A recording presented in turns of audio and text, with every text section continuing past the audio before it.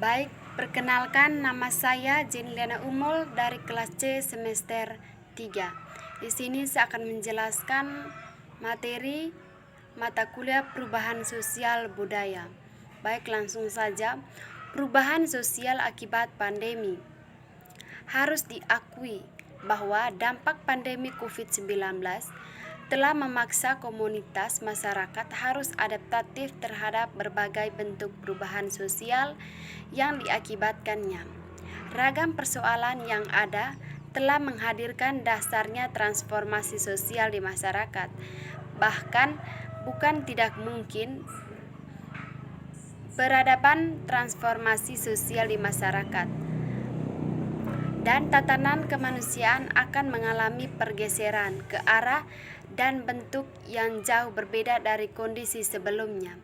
Lebih lanjut, wajah dunia pasca pandemik bisa saja tidak akan pernah kembali pada situasi seperti awalnya. Pandemi bisa saja tidak akan pernah kembali pada seperti awalnya, sebab pandemi COVID-19 telah menginfeksi seluruh aspek tatanan kehidupan masyarakat selama ini telah diinternalisasikan secara terlembaga melalui rutinitas yang terpola dan berulang. Kedepan, masyarakat justru akan dihadapi pada situasi perubahan yang tidak pernah terbayangkan sebelumnya. Sejumlah tata nilai dan norma yang lama harus ditata ulang, direproduksi kembali untuk menghasilkan sistem sosial yang baru. Munculnya tata aturan yang baru tersebut kemudian salah satunya ditandai dengan adanya himbauan dari pemerintah untuk belajar, bekerja, dan beribadah di rumah saja sejak awal kemunculan virus di Indonesia. Begitu pula dengan pola kebiasaan masyarakat yang guyup, senang berkumpul dan berselamanya. Kini dituntut untuk kebiasaan melakukan pembatasan sosial. Selain itu, pesatnya perkembangan ilmu pengetahuan dan teknologi tengah merembaknya pandemi COVID-19 juga telah mempengaruhi kebijakan-kebijakan negara dalam mengatur perilaku dan kebiasaan masyarakat. Kebijakan physical distancing telah mengubah ragam bentuk perilaku masyarakat yang kemudian mengharuskan adanya jarak fisik dan proses interaksi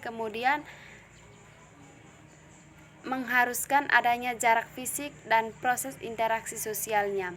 Dalam konteks ini, perilaku dan kebiasaan masyarakat secara konvensional di masa pra-pandemi kemudian diatur dan direformasikan melalui pola interaksi secara visual.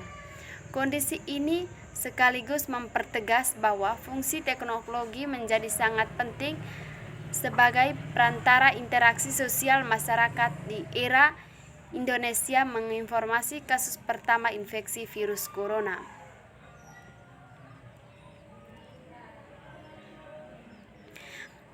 Penyebab COVID-19 pada awal Maret 2020. Sejak itu, berbagai upaya penggulangan dilakukan pemerintah untuk meredam dampak dari pandemi COVID-19 di berbagai sektor.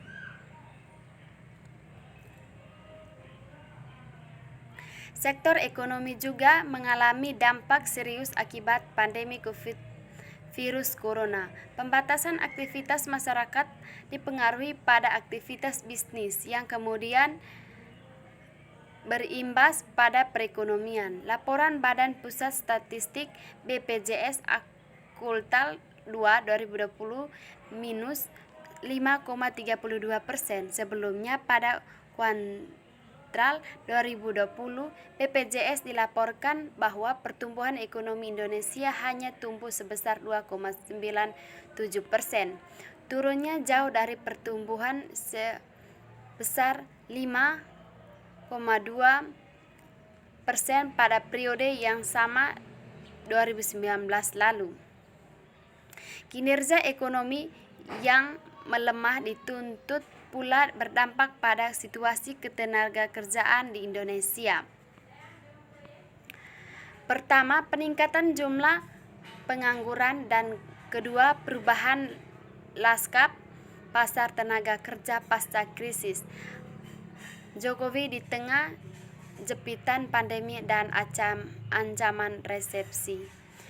Pengangguran meningkat, keterhambatan aktivitas perekonomian secara otomatis membuat perilaku usaha melakukan efisien untuk menekankan kerugian. Akibatnya banyak pekerja yang dirumahkan atau bahkan diberhentikan atau PHK. Berdasarkan data Kementerian Ketenagakerjaan atau Kemenaker per 7 April 2020, akibat pandemi COVID-19 tercatat sebanyak 39,977.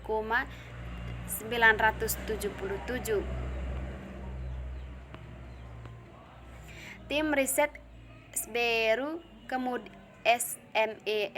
kemudian melakukan simulasi perhitungan peningkatan pengangguran secara total dan menghitung jumlah pengurangan penyerapan tenaga kerja dan masing-masing sektor usaha akibat terjadinya kontraksi ekonomi sampai akhir Maret 2020. Konsep perubahan yang tidak dikehendaki atau yang tidak diharapkan oleh masyarakat, contohnya seperti musibah yang terjadi di Indonesia saat ini akibat adanya pandemi COVID-19 atau yang dikenal dengan virus corona, membuat terjadinya perubahan dalam kehidupan sosial ekonomi masyarakat. Diketahui virus ini pertama kali berasal dari kota Wuhan yang di Cina, yang muncul pada bulan Desember 2019. Akibatnya adanya pandemi COVID-19 ini memberikan dampak bagi beberapa negara yang terjangkit virus tersebut. Salah satunya negara Indonesia. Sebagian besar masyarakat Indonesia sudah merasakan dampak dari COVID-19 ini. Akibatnya terus melonjaknya jumlah korban yang terpapar virus corona atau COVID-19. Akibatnya dalam setiap harinya maka pemerintah menentukan kebijakan untuk masyarakat agar dapat menjaga jarak fisik atau physical distancing. Pembatasan aktivitas di kehidupan sosial masyarakat, di mana aktivitas seperti bekerja, sekolah hingga ibadah dianjurkan untuk dilakukan di rumah.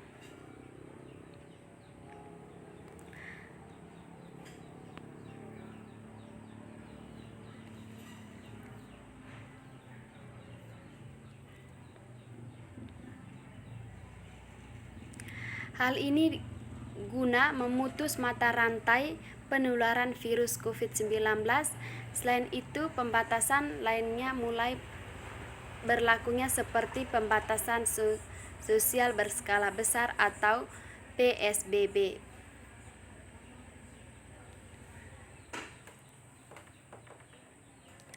Adapun pelaksanaan tertuang dalam Peraturan Pemerintah Nomor 21 Tahun 2020 dan dituturkan secara rinci di Peraturan Menteri Kesehatan atau Permenkes di RI Nomor 9 Tahun 2020 tentang pedoman pembatasan sosial berskala besar.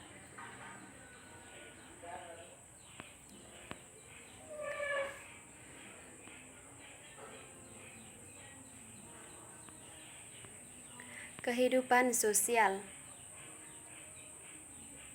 Masyarakat Indonesia identik dengan kehidupan gotong royong dan kuatnya interaksi sosial antara individu. Namun akibat adanya pandemi COVID-19 di masyarakat terpaksa harus mengurangi aktivitas di luar rumah atau di luar ruangan, dan dianjurkan untuk melakukan aktivitas di rumah. Masyarakat menggantungkan interaksinya melalui media sosial, seperti kegiatan pelaksanaan pembelajaran daring melalui platform atau aplikasi yang bisa digunakan selama pembelajaran daring, salah satunya Zoom dan Slowlogi. Tak ada yang menyangka pandemi COVID-19 akan bermula pada ancaman krisis multidimensi. Persoalannya yang dimulai dari sektor kesehatan meluas pada sektor ekonomi hingga politik. Tak ada pilihan selain bergerak bersama untuk mengantisipasi dampak yang timbul. Kerap kali memberi dampak ganda, yakni kesehatan dan ekonomi.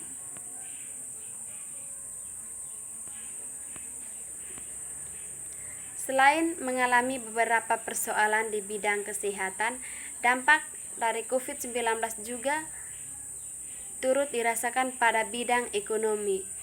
Penutupan kegiatan usaha sebagai langkah untuk mengantisipasi penyebaran COVID-19 berdampak pada besarnya jumlah pekerja yang harus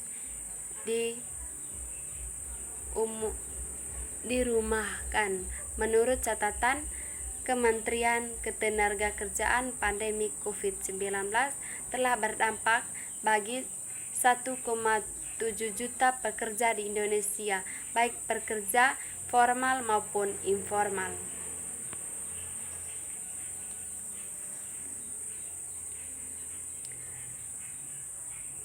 Setelah persoalan kesehatan ekonomi, dampak selanjutnya juga dirasakan pada sektor politik. Dampak pertama yang paling dirasakan pada sektor politik adalah penundaan pilkada serentak dari 23 September menjadi 9 Desember 2020. Penambahan anggaran juga dibutuhkan demi menyediakan peralatan kesehatan bagi penyelenggaraan pilkada. Selanjutnya, dampak pandemi COVID-19 terhadap agama. Pandemi COVID-19 telah berdampak pada agama dalam berbagai hal, termasuk pembatalan ibadat, berbagai keyakinan, dan penutupan sekolah minggu, serta membatalkan ziarah, upacara, dan festival.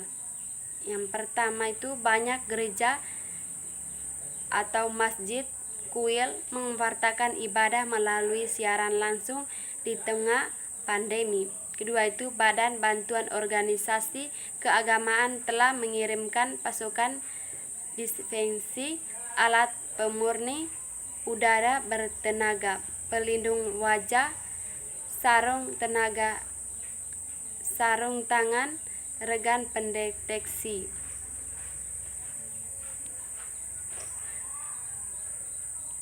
Selanjutnya itu suntik, pompa infus, dan makanan di daerah yang terkena dampak. 4. Penganut berbagai agama telah dikumpulkan untuk berdoa agar pandemi COVID-19 akhirnya bagi mereka yang terkena, serta untuk hikmat bagi para dokter dan ilmuwan untuk memerangi penyakit tersebut. Baik, itu saja materi yang perlu saya jelaskan pada saat ini. Atas perhatiannya, saya mengucapkan terima kasih. Sekian.